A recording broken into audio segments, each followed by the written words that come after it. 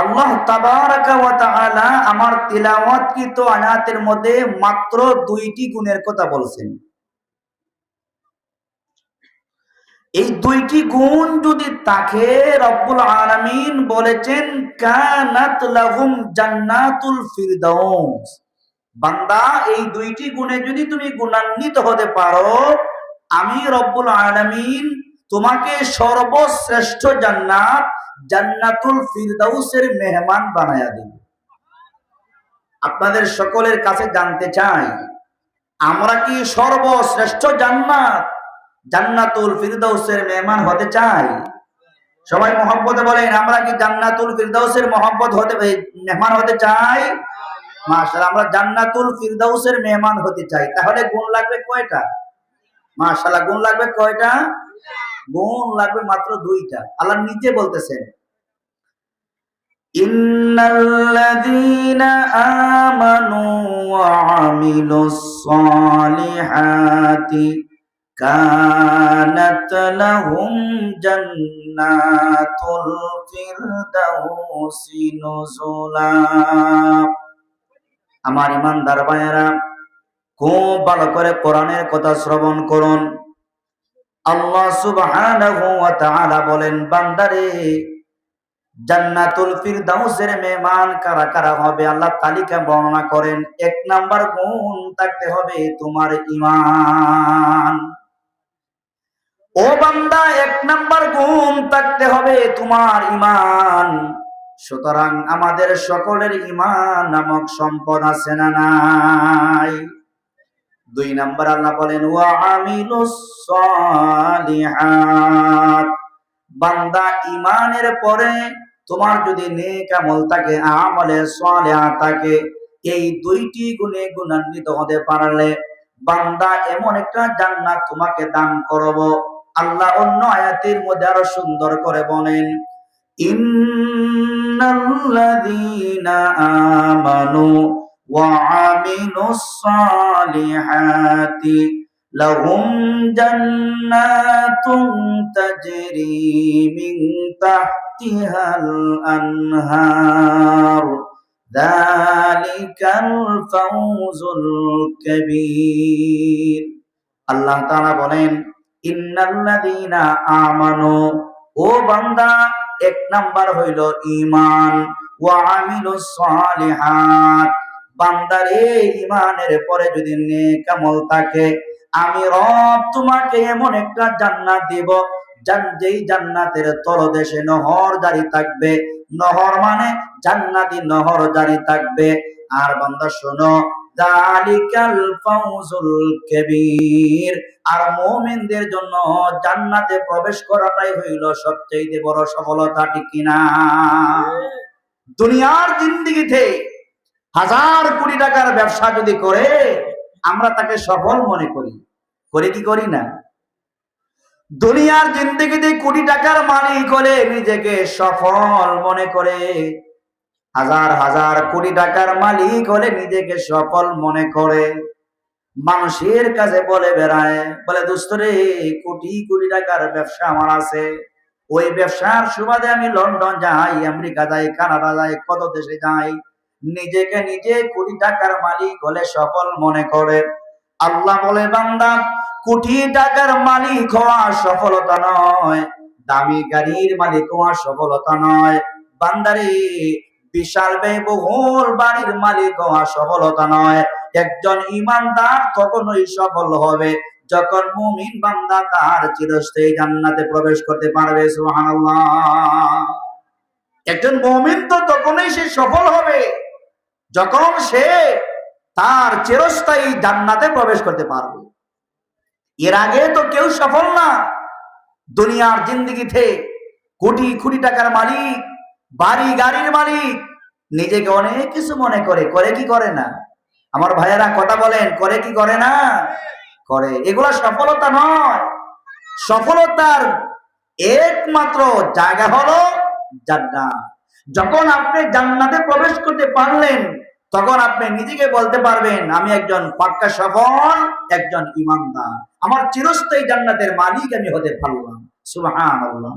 আল্লাহ পাক আমাদের সকলকে ওই জান্নাতের মালিক হওয়ার জন্যই এই দুনিয়াতে প্রেরণ করেছেন। কেন প্রেরণ করেছেন? ওই জান্নাতের মালিক হওয়ার জন্য। সহজ একটা উদাহরণ দেই। আপনার বাসার সামনে একটা নারিকেল গাছ যদি থাকে, বোঝাবার জন্য বলতেছি, আপনার বাড়ির বাসার সামনে যদি নারিকেল গাছ থাকে অথবা পেঁপে গাছ থাকে, ওই গাছে পেঁপে ধরলে আপনি খাইতে পারবেন, ঠিক না? ঠিক তেমনি ভাবে দুনিয়ার জিন্দেগিতে ভালো আমল করলে, নেক আমল করলে, ইমানের পাল্লা ভারী করতে পারলে চিরস্থায়ী জান্নাত পাওয়া যাবে। ঘোষণা কার? আল্লাহ পাক। আল্লাহ তাআলা বলেন, আল্লাযী খালাকাল মাউতা ওয়াল হায়াতা লিয়াবলুয়াকুম আইয়ুকুম আহসানু আমালা। এই অল্প হায়াত আল্লাহ তাআলা দিয়েছেন যেন বান্দা দুনিয়ার জিন্দেগিতে যায়া বেশি বেশি করে ভালো আমল করতে পারে। কি আমল? ভালো আমল করতে পারে। তো জান্নাতে যাওয়ার মানদণ্ড হলো 1 নম্বরে ঈমান, 2 নম্বরে নেক আমল। বান্দার যদি ঈমানই না থাকে, ঈমান হলো মূল ফাউন্ডেশন, ঈমান যদি না থাকে, শতবার আপনি বাইতুল্লাহ তাওয়াফ করলেন, লক্ষ কোটি টাকা যাকাত দিয়া দিলেন, মানুষকে দান সদকা করলেন, রাস্তা কালভার্ট ব্রিজ বানায়া দিলেন, আল্লাহর কসম ঈমান না থাকলে, মূল ফাউন্ডেশন আপনার না থাকলে, 1000 বার তাওয়াফ করলেও একটা তাওয়াফও রব্বুল আলামিনের দরবারে মঞ্জুর হবে? মঞ্জুর হবে। 1 নাম্বার কি? ঈমান। আমাদের মূল ফাউন্ডেশন হলো ঈমান। ঈমান যদি না থাকে, মূল ফাউন্ডেশন যদি না থাকে, বান্দার কোনো দাম নাই। টাকা পয়সা, বাড়ি গাড়ি এগুলো সব আছে, মগর রব্বুল আলামিনের কাছে আপনার 4 পয়সারও দাম আছে? জোরে বলেন, আপনার 4 পয়সার দাম আছে? আমার ইমানদার ভাইয়েরা, ঈমান না থাকলে যে 4 পয়সার দাম নাই। আবু জেহেল, উতবা, সাইবা ধন সম্পদের বেলায় তাদের কোনো অভাব ছিল না, কোনো অভাব ছিল না। আবু জেহেলের চেহারা আকার আকৃতি বড়ই সুন্দর ছিল। আবু লাহাব, উতবা, সাইবা যারা ছিল, ধন সম্পদের কোনো অভাব ছিল না। কিন্তু আওয়াজ করে বলবেন, আবু জেহেল, উতবা, সাইবা, আবু লাহাবদের সম্মান মর্যাদা রবের কাছে কি আছে নাকি? কিন্তু অপরদিকে আমরা যদি বেলালে হাবশির কথা তালাশ করি, বেলালে হাবশির ইতিহাস যদি আমরা বর্ণনা করি, যেই বেলালের বংশ ভালো ছিল না, যেই বেলালের টাকা পয়সা বলতে কিচ্ছু ছিল না, গরিব মানুষ ছিলেন, গোলামের বেটা গোলাম। হযরতে বেলালের বাবাও ছিলেন গোলাম, আর হযরতে বেলাল হাবশিও ছিলেন গোলাম। গোলাম ছিলেন, বাবাও ছিল গোলাম, ছেলেও গোলাম। টাকা পয়সা বলতে কিচ্ছু ছিল না, চেহারা, আকার আকৃতি, রং কিচ্ছু ভালো ছিল না। কিন্তু আমার ভাইয়েরা বলুন তো দেখি, ওই ঈমান থাকার কারণে বেলালে হাবশির সম্মান মর্যাদা রবের কাছে কম না বেশি? ঈমানের কারণে বেলালের সম্মান বেড়ে গেছে। বলে বেলালের সম্মান কতটুকু বেড়ে গেছে? ঈমানের কারণে বেলালে হাবশির সম্মান কতটুকু বেড়েছে? ও ইমানদার ভাইরা, আপনারা অবশ্যই ওয়াজে বারবার শুনেছেন, ঈমানের কারণে বেলালের সম্মান এত বৃদ্ধি হয়েছে। যেই বেলাল ফজরের আযান না দিলে রাত্র শেষ হয় না। জুড়ে কোন ঠিক কিনা? বেলালের ঈমান কেমন ছিল? আমার আপনার ঈমানের মতো বেলালের ঈমান ছিল না। এত দুর্বল ঈমান বেলালে হাবশির ছিল না। হযরত বেলাল হাবশি যখন ঈমান আনলেন, ইসলাম ধর্ম গ্রহণ করলেন, কালিমা পড়ে মাত্র মুসলমান হলেন, ওনার মালিক উমাইয়া বিন খলফ যখন জানতে পারলো বেলাল ইসলাম ধর্ম গ্রহণ করেছে, সাথে সাথে হযরতে বেলালের উপর নির্যাতন নিপীড়ন চালানো হয়েছে। এমন নির্যাতন নিপীড়ন চালানো হয়েছে, ও ইমানদার ভাইয়েরা, উত্তপ্ত রৌদ্রের মধ্যে একদম উলঙ্গ কইরা চিৎ করায়া বালুর মধ্যে শোয়ায় রেখে দিত। প্রচন্ড বড় পাথর হযরতে বেলালের বুকে চাপা দিয়ে রেখে দিত, যাতে করে কষ্ট পায়া বেলাল ঈমান ছেড়ে দেয়। জোরে কোন নাউজুবিল্লাহ। কিন্তু আমার ভাইয়েরা ভালো করে শুনেন, হযরতে বেলালের ঈমানটা কত ভারী ছিল। প্রচন্ড বড় পাথর বুকে চাপা দিয়া পরে থাকতেন। আর উমাইয়া বিন খলফকে আঙ্গুল দিয়ে ইশারা করে বলতেন, ও উমাইয়া বিন খলফ, তুমি ভালো করে শোনো, আমি বেলাল ইমানের কারণে যতই নির্যাতন করো না কেন, যতই কষ্ট আমাকে দেও না কেন, আল্লাহর কসম 1000 বার আমাকে পাথরের চাপা দিয়া মারলেও আমি আমার ঈমান ছাড়বো না। সুবহানাল্লাহ। ওই ঈমানের কারণে বেলালে হাবশির সম্মান আল্লাহর কাছে কত বেশি দেখেন। আল্লাহ নবী হযরত বেলালে হাবশিকে মসজিদের মুয়াজ্জিন নিযুক্ত করেছিলেন, কিন্তু বেলালে হাবশির জবানে সামান্য একটু সমস্যা থাকার কারণে আশহাদু আল্লা ইলাহা ইল্লাল্লাহ আশহাদু আন্না মুহাম্মাদার রাসূলুল্লাহ একদম ভালো করে বলতে পারতেন না।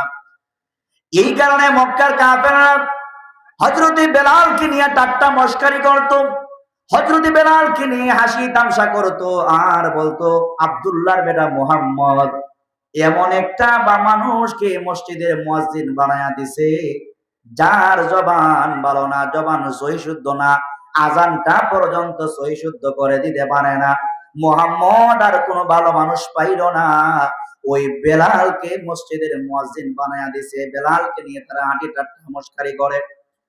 সব সাহাবায়ে কেরাম মিলে জনাবে নবী মুহাম্মদুর রাসূলুল্লাহ সাল্লাল্লাহু আলাইহি ওয়াসাল্লামের কাছে যায় বলে, ইয়া রাসূলুল্লাহ, ইয়া হাবিবাল্লাহ, বেলালকে মানুষ ঠাট্টা মশকারি করে, বেলালকে নিয়ে হাসি তামসা করে, ইয়া রাসূলুল্লাহ, বেলালকে পাল্টায়া ভালো একজন মুয়াজ্জিন কি বানানো যায় না?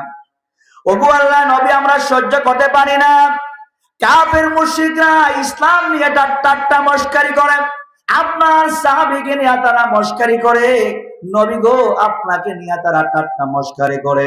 ইয়া রাসূলুল্লাহ, বেলালকে পরিবর্তন করে ভালো একজন সুন্দর কণ্ঠওয়ালা একজনকে মুয়াজ্জিন বানানো যায় কি যায় না?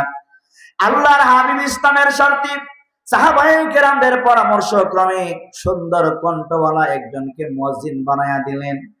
কিন্তু আমার ভাইয়েরা, যাকে আল্লাহ নবী মুয়াজ্জিন বানালেন, উনি সুমধুর কণ্ঠ দিয়া মসজিদে ফজরের আযান দিয়া দিলেন। যেই মাত্র মসজিদে ফজরের আযান দিয়া দিলেন, কানায় কানায় মসজিদ ভরপুর হয়ে গেছে। একজন সাহাবীও আর বাসা বাড়িতে নাই। এত চমৎকার আযান, সুমধুর আযান, মসজিদ যেন কানায় কানায় ভরপুর হয়ে গেছে। আল্লাহ নবী ফজরের নামাজের ইমামতি করবেন, সব সাহাবীরা নামাজের অপেক্ষায় অপেক্ষমান। এমন সময়ে ফেরেশতা জিবরিল আমিন আসলেন, এসে সুন্দর করে সালাম বিনিময় করে বললেন, ইয়া রাসূলুল্লাহ, স্বয়ং আল্লাহ পাক জানতে চেয়েছেন এখনো পর্যন্ত কেন ফজরের আযানটা হয় না। কথা কি বুঝতেছেন? এখন পর্যন্ত কেন ফজরের আযানটা হয় না? কি শুরু হয়েছে? এখন পর্যন্ত কেন ফজরের আযানটা শুরু হয় না? ও ইমানদার ভাইরা, এতক্ষণ যা বললাম বুঝে থাকলে বলেন, ফজরের আযান হইছে কি হইছে না? কথা বুঝেন না? ফজরের আযান হইছে কি হইছে না? ফজরের আযান তো অনেক আগে হয়ে গেছে। সাহাবীরা তো নামাজের অপেক্ষায়, জামাতের অপেক্ষায়। কিন্তু জিবরিল আমিন বলতেছেন, ইয়া রাসূলুল্লাহ, ইয়া হাবিবাল্লাহ, ফজরের আযানটা কেন হলো না? আল্লাহর হাবিব বললেন, জিবরাইল রে, ফজরের আযান তো অনেক আগে হয়ে গেছে, জামাতের অপেক্ষা। এমনি জিবরিল আমিন বলেন, ইয়া রাসূলুল্লাহ, ইয়া হাবিবাল্লাহ, আপনার সাহাবী, কালো সাহাবী বেলাল হাবশিকে আপনি পরিবর্তন করে দেওয়ার কারণে বেলালের মনটা ভেঙে চূর্ণ বিচূর্ণ হয়ে গেছে। বেলালের মনটা চূর্ণ বিচূর্ণ হয়ে গেছে। ইয়া রাসূলুল্লাহ, স্বয়ং আল্লাহ পাক জানিয়ে দিয়েছেন, আপনার কালো সাহাবী হযরতে বেলাল যখন আযান দেয়, বেলালের আযান শুধু মদিনাওয়ালারা শুনতে পায় না। বেলালের আযান যখন দেওয়া হয়, বেলালের আযানটা ডাইরেক্ট আল্লাহ পাকের আরশ পর্যন্ত পৌঁছে যায়। ইয়া রাসূলুল্লাহ, দেরি করা যাবে না, জলদি করে বেলালকে ডেকে কাছে আনেন, আর বেলালকে মাথায় হাত বুলায় বলেন, বেলাল যেন ফজরের আযানটা দেয়। আল্লাহ নবী বেলালকে ডাকলেন আর বললেন, আমার সাহাবী বেলাল, তোমার সম্মান মর্যাদা কত বেশি তুমি কি জানো নি? স্বয়ং আল্লাহ পাক আমাকে জানিয়ে দিয়েছেন তোমাকে যেন পুনরায় মুয়াজ্জিন বানায়া দেই। সুবহানাল্লাহ। তাহলে আমার ইমানদার ভাইরা, যদি আমরা জান্নাত চাই, সর্বশ্রেষ্ঠ জান্নাত, সাধারণ জান্নাত না, সর্বশ্রেষ্ঠ জান্নাত, যে জান্নাতের মেহমান হবেন জনাবে নবী মুহাম্মদুর রাসূলুল্লাহ, যে জান্নাতের মেহমান হবেন আমাদের সকলের বাবা হযরতে আদম সফিউল্লাহ, যেই জান্নাতের মেহমান হবেন হযরত ইব্রাহিম খলিলুল্লাহ, যেই জান্নাতের মেহমান হবেন হযরতে ঈসা রূহুল্লাহ থেকে নিয়া সব নবী রাসূলগণ যেই জান্নাতের মেহমান হবে, আমার ভাইরা সর্বশ্রেষ্ঠ জান্নাত জান্নাতুল ফিরদাউসের মেহমান আমরা হতে চাই কি চাই না? যদি চাই, গুণ লাগবে কয়টা? এক নাম্বার ঈমান। এক নাম্বার কি? এক নাম্বার হলো ঈমান। আল্লাহ নবী বলেন, আল্লাহর হাবিব বলেন, আন উবাদা ইবনে সামিত রাদিয়াল্লাহু আনহু قال قال رسول الله صلى الله عليه وسلم আশহাদু আল্লা ইলাহা ইল্লা। হযরতে উবাদা ইবনে সামিত রাদিয়াল্লাহু আনহু থেকে বর্ণনা করেন, আল্লাহর হাবিব বলেন, যেই ব্যক্তি এই কথার সাক্ষী দিবে লা ইলাহা ইল্লাল্লাহ ওয়া আন্না মুহাম্মাদার রাসূলুল্লাহ, আল্লাহ ছাড়া কোনো মাবুদ নাই, মুহাম্মাদুর রাসূলুল্লাহ হলেন আল্লাহ পাকের প্রেরিত পয়গম্বর, এই কথার যারা সাক্ষী দিবে, আল্লাহর নবী বলেন হারামাল্লাহু আলাইহিন নার, আল্লাহ পাক ওই ঈমানদারদের জন্য জাহান্নামের আগুনকে আল্লাহ হারাম করে দিবেন। সহিহ বুখারীর হাদিস, আল্লাহ নবী বলেন, বুনিয়াল ইসলামু আলা খামসিন শাহাদাতি আল্লা ইলাহা ইল্লাল্লাহ ওয়া আন্না মুহাম্মাদার রাসূলুল্লাহ ওয়া ইকামিস সালাহ ওয়া ইতাইজ যাকাত ওয়াল হজ্জি ওয়া সাওমি রমাদান। ইসলামের ভিত্তি হলো 5টি। জোরে কোন কয়টি? ইসলামের ভিত্তি হলো 5টি। এর মধ্যে প্রথম ভিত্তিটাই হইল কালিমা লা ইলাহা ইল্লাল্লাহ মুহাম্মাদুর রাসূলুল্লাহ। ঈমান আনতে হবে কার উপর? আওয়াজ করে বলতে হবে, ঈমান আনতে হবে কার উপর? ঈমান আনতে হবে একমাত্র রব্বুল আলামিনের উপর। সাবধান, ঈমান আনার পরে এমন কোন কাজ করা যাবে না যেই কাজের দ্বারা আমার আপনার ঈমান নষ্ট হয়ে যায়। শিরিক করা যাবে না, শিরিক গুনাহ, ইন্না শিরকা লাযুলমুন আযীম, শিরিক গুনাহ সবচাইতে জঘন্যতম গুনাহ। এই শিরিক গুনাহ যদি কেউ লিপ্ত হয়ে যায়, সে আর মুমিন থাকে না, সে আর ঈমানদার থাকে না, তার ঈমান চলে যায়। শিরিক গুনার দ্বারা আপনি যদি আবার মুসলমান হতে হয়, আপনার ঈমানকে আবার নবায়ন করা লাগবে, ঠিক কি না? তাহলে আমরা এতক্ষণ জানলাম, যদি আমরা সত্যি জান্নাতে যাইতে চাই, 1 নাম্বার গুণ লাগবে আমাদের ঈমান, 2 নাম্বার গুণ লাগবে নেক আমল। 2 নাম্বার গুণ লাগবে কি?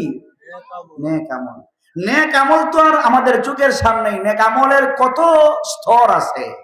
একজন ঈমানদার যদি ইচ্ছা করে, ঘুমানো থেকে শুরু করে আবার ঘুম থেকে জাগ্রত হওয়ার আগ পর্যন্ত 24 ঘন্টা যদি আপনি ইচ্ছা করেন, নেক আমল করার সুযোগ আছে না নাই? জুড়ে বলেন, সুযোগ আছে না নাই? কিভাবে আছে? একজন ঈমানদার যদি চেষ্টা করেন 24 ঘন্টা নেক আমলে লেগে থাকবে, ইচ্ছা করলে, চেষ্টা করলে 24 ঘন্টা নেক আমল করতে পারে কি পারে না? আওয়াজ করে বলেন, পারে কি পারে না? আমার ভাইরা, নবী বলেন, একজন ঈমানদার যখন এশার নামাজটা পড়ে, একজন ঈমানদার যখন জোহর পড়ল, আসর পড়ল, মাগরিব পড়ল, আর আল্লাহর বান্দা এশার নামাজটা পড়ে তার জরুরি কাজগুলা সাইরা আল্লাহর বান্দা যখন আরামে ঘুমিয়ে যায়, মনে মনে নিয়ত করে, আল্লাহ পাক যদি আমাকে হায়াতে বাঁচিয়ে রাখেন, ফজরের নামাজটা পড়ব, এমন নিয়ত করে ঘুমায় আল্লাহর হাজারো বান্দা বান্দি সমাজে আছে না নাই? এশার নামাজ পড়ে ঘুমায় যায়, মনে মনে নিয়ত করে আল্লাহ হায়াতে বাঁচিয়ে রাখলে ফজরের নামাজটা পড়বো, এমন নিয়ত করে ঘুমায় কি ঘুমায় না? আল্লাহর হাবিব বলেন, এই নিয়ত করে যদি আপনি ঘুমায়া যান, এটা কোন হবিগঞ্জের হুজুর বলে না, স্বয়ং নবী মুহাম্মদুর রাসূলুল্লাহ বলেন, উম্মত শোনো, এশার নামাজ পড়ে যেই ব্যক্তি ঘুমায়া যায়, ফজরের নামাজের নিয়ত করে যদি ঘুমায়া যায়, আপনি ফজরের নামাজের সময় ওইটা যদি ফজরের নামাজটা আদায় করতে পারেন, কিন্তু আপনি সারা রাত ঘুমাইলেন, এশা থেকে নিয়ে ফজরের আগ পর্যন্ত আপনি ঘুমাইলেন। আল্লাহর হাবিব বলেন, উম্মত শোনো, সারা রাত যদিও তুমি ঘুমে থাকছো, তারপরও রব্বুল আলামিন আপনার আমল নামায় সারা রাত নামাজরত অবস্থায় যে সওয়াব হয় এই পরিমাণ সওয়াব দিয়া দে। সারা রাত ঘুমাইলেও সওয়াব। আরে মুসলমান যদি বাথরুমে যায়, বাথরুমে গেলেও সওয়াব আছে না নাই? আল্লাহ বলেছেন নেক আমলের কথা, ভালো আমলের কথা। ইমানদার বাথরুমে গেলেও সওয়াবের আসেনি? বাথরুমে গেলেও সওয়াব করা যায়। বাথরুমে যাবেন, বাথরুমে ঢুকতে দোয়া আছে না নাই? জোরে বলেন, দোয়া আছে না নাই? আল্লাহুম্মা ইন্নী আউযু বিকা মিনাল খুবুসি ওয়াল খাবাইস। একজন ইমানদার বাথরুমে ঢুকলেও দোয়া আছে। একজন ইমানদার বাথরুম থেকে বের হবে, দোয়া আছে। একজন ইমানদার ঘুমিয়ে যাবে, বলুন তো দেখি, ঘুমানোর আগে দোয়া আছে না নাই? একজন ইমানদার ঘুম থেকে জাগ্রত হবে, ঘুম থেকে জাগ্রত হইয়াও দোয়া আছে না নাই? আছে না নাই? আলহামদুলিল্লাহিল্লাযী আহইয়ানা বা'দা মা আমাতানা ওয়া ইলাইহিন নুশুর। আল্লাহর নবী বলেন ঘুম থেকে জাগ্রত হওয়ার পরে এই দোয়া। কিন্তু আমাকে বাংলাদেশে মাঝে মধ্যে মুয়াজ্জিন সাহেব ঘুম থেকে জাগ্রত হয়, ভালো করে মিসওয়াক করে, ব্রাশ করে, ওযু করে, ইস্তিনজা, গোসল সব সাইরা মাইকে গিয়া বলে আলহামদুলিল্লাহ ইল্লাযী আহইয়ানা বা'দা মা আমাতানা ওয়া ইলাইহিন নুশুর। বলে কি বলে না? নবী বলছেন কোন সময় বলার জন্য? ঘুম থেকে যখন জাগ্রত হবেন তখন এই দোয়া বলার জন্য আল্লাহ রাসূল নির্দেশ দিয়েছেন। কিন্তু মুয়াজ্জিন সাহেব ঘুম থেকে জাগ্রত হয়ে মিসওয়াক করলেন, ব্রাশ করলেন, ক্রিম মাখলেন, সব মাখলেন, মাইকে যায়া আধা ঘন্টা পরে এই ঘুমের দোয়া কয়। এটা কি সঠিক না বেঠিক? সঠিক না বেঠিক? ঘুম থেকে জাগ্রত হইয়া এই দোয়া পড়ব। স্বয়ং রাসূল আমাদেরকে শিক্ষা দিয়েছেন। তো আমরা রাসূলের উম্মত হিসাবে নেক আমল যদি করতে চাই, যেদিকে যাবেন সেদিকেই নেক আমলের কি আছে? নিয়ম আছে, সিস্টেম আছে। সিস্টেম মতো করে গেলেই দেখবেন আপনার আমল নামায় অটোমেটিক ফেরেশতা সওয়াব লিখে যাচ্ছে। এই যে আপনাদের সামনে মসজিদ আছে, এই মসজিদে ঢুকে মসজিদে প্রবেশ করলে তো এমনিতেই সওয়াব। তারপর মসজিদে প্রবেশ করার আগে দোয়া আছে না নাই? জোরে বলেন, দোয়া আছে না নাই? আল্লাহর হাবিব আমাদেরকে কি শিখাইলেন? আল্লাহর হাবিব বলেন, উম্মত শোনো, নামাজের জন্য তুমি মসজিদে প্রবেশ করবা, মসজিদে প্রবেশ করার সময় আগে ডান পা না বাম পা? মাশাআল্লাহ। নবী বলেন, উম্মত মসজিদে প্রবেশ করার সময় আগে ডান পা দিয়া ঢুকবা।